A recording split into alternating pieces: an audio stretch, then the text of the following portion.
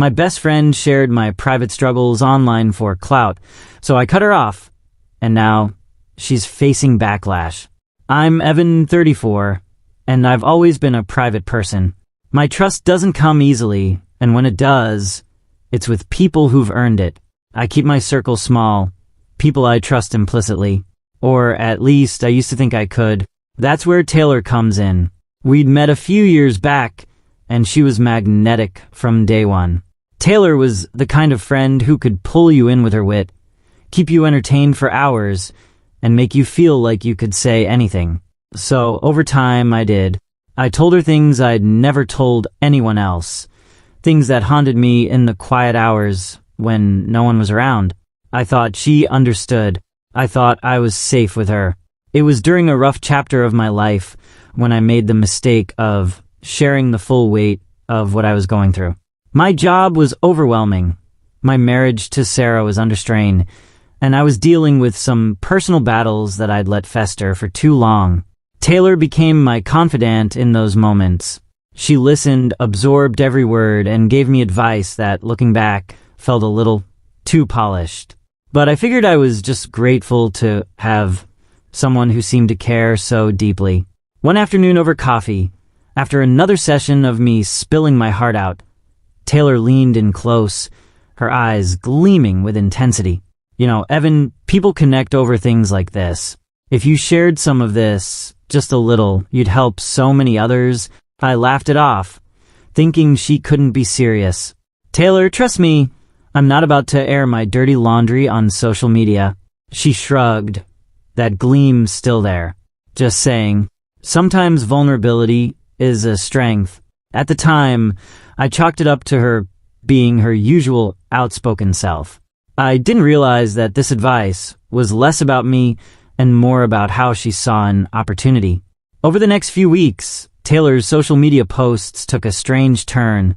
She started posting vague, emotional statuses about how some people suffer in silence, or it's painful to watch friends refuse help when they need it most. At first, I brushed it off, thinking maybe she was having her own issues. But when mutual friends started reaching out, asking if I was okay, I knew something was off. One night, Sarah, my wife, glanced at one of Taylor's posts over my shoulder. "Evan," she said carefully, "do you think she's talking about you?" I shrugged, though the unease was gnawing at me. I hope not. But I told her a lot. More than I've told anyone. Sarah's brow furrowed. Maybe you should talk to her. This isn't okay if she's making people think you're spiraling. So I did. I called Taylor, keeping it light. I didn't want to seem confrontational, but I also needed clarity. "Hey, Taylor, just curious about some of your recent posts. You know, they're kind of cryptic." Her response was casual, almost dismissive. "Evan, not everything I post is about you.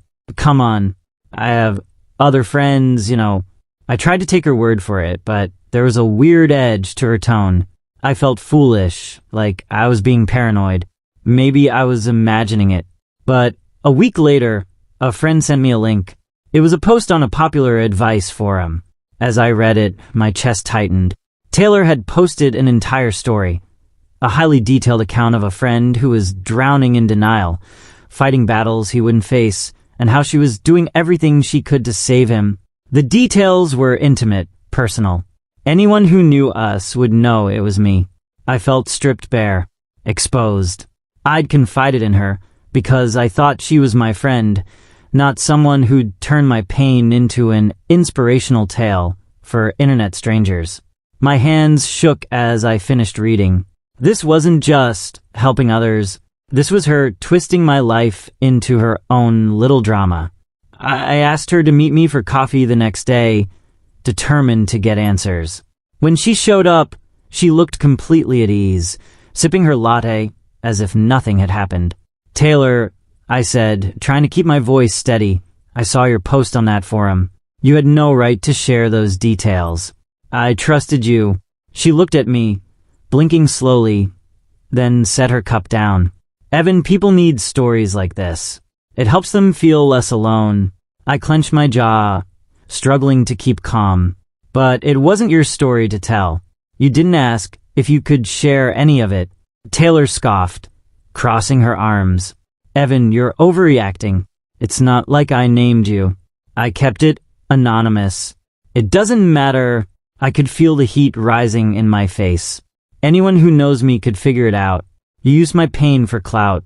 Taylor, don't pretend this was for anyone else's good."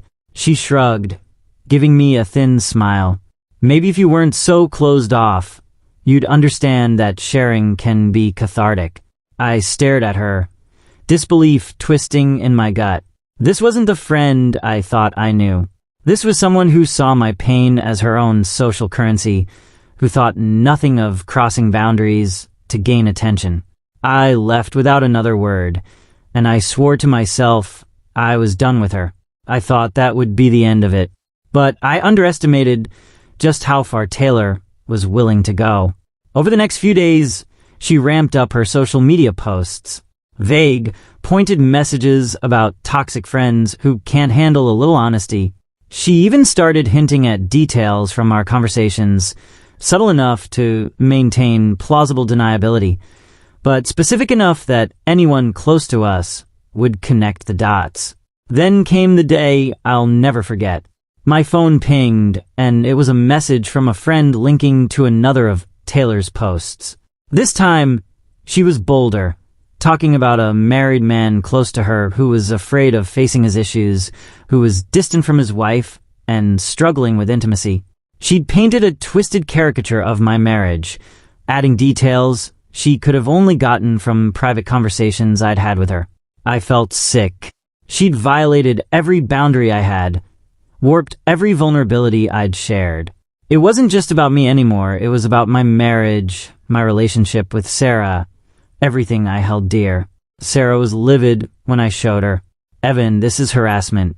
She's not going to stop unless you make her." Taking Sarah's advice, I sought legal counsel. I spoke with a lawyer who specialized in privacy and defamation. After hearing my story, he leaned back in his chair, thoughtful. "It's a gray area," he admitted. "But if she's sharing identifiable details, even without names, it could constitute defamation or invasion of privacy. We could start with a cease and desist letter. Sometimes that's enough to make people back off." He drafted the letter, a formal warning that made it clear posts were violating my privacy. I had no idea how she'd react, but I was tired of feeling powerless. The letter was sent, and for a few days, Taylor went silent. I felt a brief sense of relief, thinking maybe she'd finally realized the harm she was causing. But, of course, it wasn't over. Instead of posting directly about me, Taylor found a way around it. She posted about friends who threaten you when you're just trying to help, and how some people can't handle a dose of honesty. She cast herself as the martyr, twisting the story to make me look like the villain. My phone buzzed constantly with messages from mutual friends, most of whom were confused and concerned, wondering what had happened between us. And then, out of nowhere, Taylor crossed yet another line. She started sharing specific messages and screenshots from our conversations, cropped and edited, of course, to paint herself in a saintly light. She was determined to control the narrative, no matter the cost. I was done. I called her that night, ignoring the fact that every instinct told me not to engage. "Taylor," I said, trying to keep the venom out of my voice, "you've crossed the line. You're ruining people's lives, and for what? A few likes? Some attention?" There was a long pause. And then, in the coldest tone I'd ever heard, she replied, "You can't control me, Evan. You're just mad because I showed people the truth." Truth. I laughed, bitterly. "Taylor, you don't even know the meaning of the word." With that, I hung up, feeling a strange mix of anger and relief. The fallout was brutal. Friends who'd initially sympathized with her began seeing through her charade.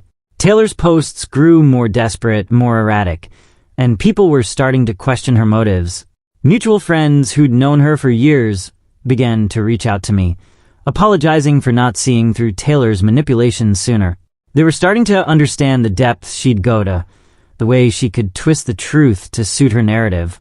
Some of them even confronted her, asking why she'd felt the need to make private matters so public. But Taylor, ever the performer, continued to play the victim.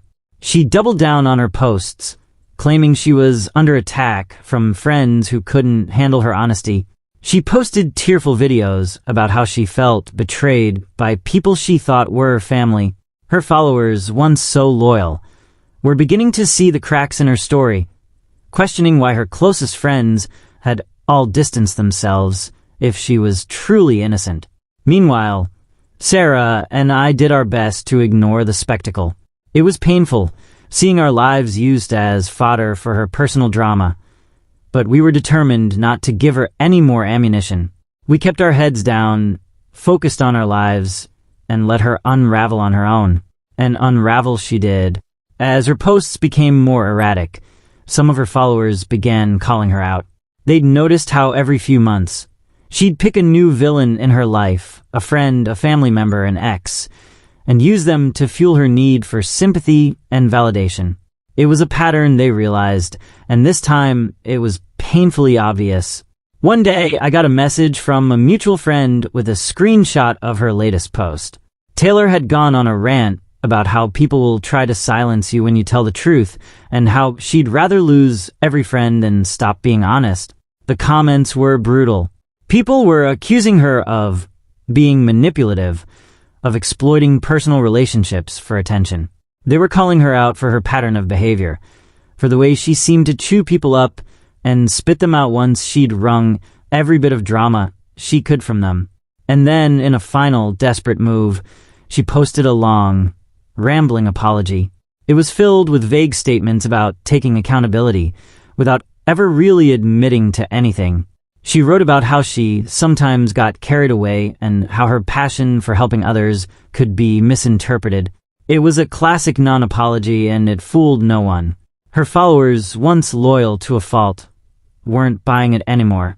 The comments were filled with people calling her out, demanding real accountability. People were done with her games, done with being manipulated. Her social media presence, once a constant stream of validation and praise, was now a wasteland of angry comments and lost followers. As for me, I felt a strange sense of closure. Watching her spiral, watching her finally face the consequences of her actions, I realized that I no longer cared. She'd already done the damage, but in trying to paint herself as the victim, she'd revealed her true colors to everyone else. She was isolated, exposed, left with nothing but the mess she'd created. And in the aftermath, I found a renewed appreciation for the people who had stuck by me, who had seen through the lies and manipulation. Friends reached out, apologizing for not realizing sooner, and Sarah and I came out of it stronger, more united than before. We'd been through hell, but we'd come out on the other side with a clearer understanding of who we could trust. Taylor became a ghost in our social circle, a cautionary tale that people would bring up now and then, a reminder of how far entitlement and a thirst for attention could drive someone.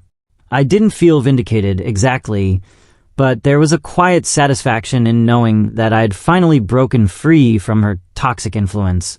In the end, I'd learned a painful lesson about trust, about the importance of choosing friends wisely, and about the dangers of letting someone into your life without really knowing who they are. It was a bitter lesson, but one that ultimately made me stronger, more discerning, and more protective of the people I held close. As for Taylor, she faded into the background, her once prominent social media presence reduced to nothing more than a hollow echo. She'd burned every bridge, used up every ounce of sympathy people had to offer, and in the end, all she had left was herself, a lonely, bitter person with no one left to manipulate. I'd moved on, finally free, finally at peace. And that, I realized, was the only closure I ever really needed.